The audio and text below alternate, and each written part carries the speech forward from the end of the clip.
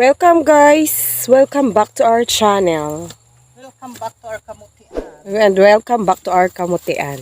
Kamutian place. Andito na naman tayo, bumalik dahil tataniman natin yung dalawang plat na yan ngayon. Magtatanim na ulit tayo ng kamote. Pero hindi maara magtanom. Anong iras tida?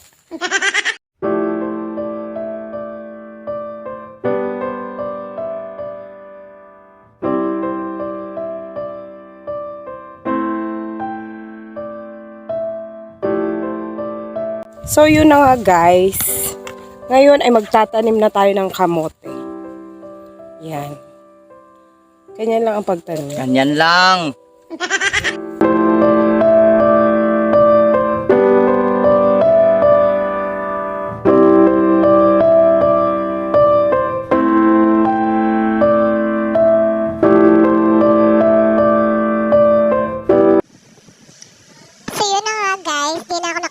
Ay nakisali na rin kahit walang alam. Ginaya ko na lang kung anong ginagawa ni Mister.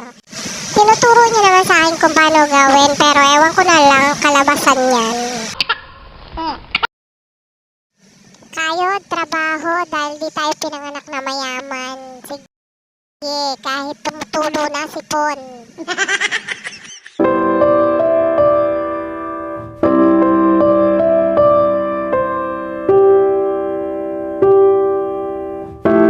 Tatanim ng talbos ng kamote si Mister at ako naman ay mangunguha din ng kamote.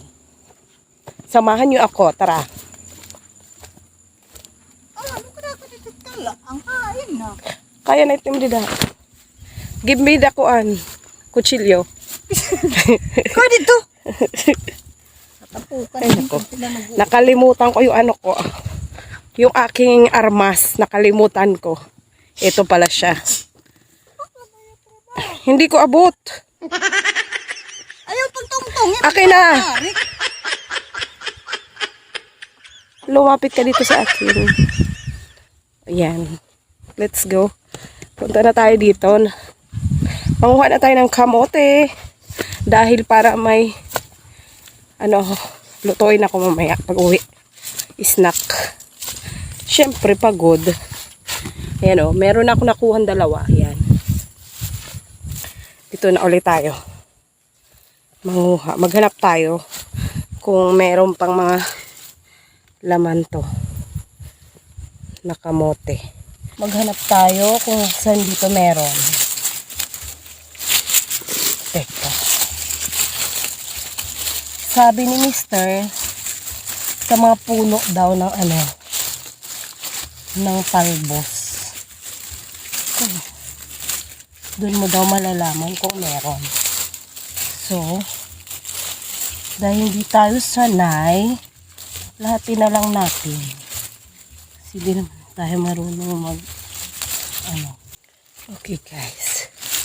Try naman natin dito. Kung may may mga laman pang kamote kung may mahanap pa tayo. Oh my, ito ang liit. Meron pa, ito. Yan. Pwede na ito, masarap nga yung maliit eh. Ginagawa mo. Diba? Sabi nila, mas masarap daw yung maliliit. Kasi, matamis daw yun. Ito. Kuha tayo ng isa. And a half hours later. Okay guys, nakatapos na siya ng isang flat. Ayan na siya. Tapos na niyang gawin. Ay, tapos niya ng taniman pala.